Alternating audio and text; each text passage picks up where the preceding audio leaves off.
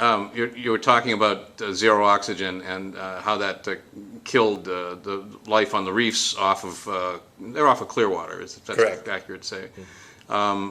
Do we really know what the impact is of an oil spill? And if we do, how different is that from a red tide bloom where you lose all the oxygen in the water? Well, the big problem is here is we've had oil spills in the past, but the oil spills in the past have been primarily the oil stayed on the surface because normally oils float. And that meant then a lot of the damage from previous oil spills around the world has been in the salt marshes and the intertidal zone and on the beaches. This one is kind of unique in that they're using such a large amount of these chemical dispersants that instead of letting the oil float to the surface, instead the oil stays below the surface and causes problems then that we've never had to deal with before. So we're kind of breaking new ground here. We don't know just how bad it can be because we've never had this many dispersants used in this larger quantity. What's your opinion of the use of those dispersants? It was a really bad idea.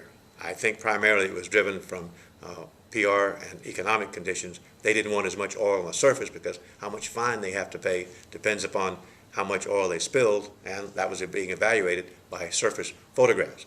Whereas all this that's going underwater from the dispersants is not being measured. Do you have any sense of, I guess we've never really had anything like this where there's a source of oil flooding underwater and there's kind of no end in sight to it. That is the truth. They did have a similar spill on the other side of the Gulf from the ITOX rig in Mexico, but that one, again, and it took them quite a few months to get it in control. But luckily, most of the damage there was in Mexican waters. Only a small amount of it actually reached the U.S. coast, there on the Texas coastline. But again, that was not nearly the magnitude of this one.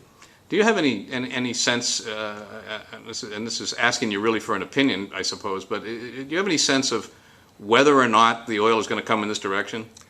I wish I could tell you that, but I really don't. I think we probably down the line will get some of the tar balls.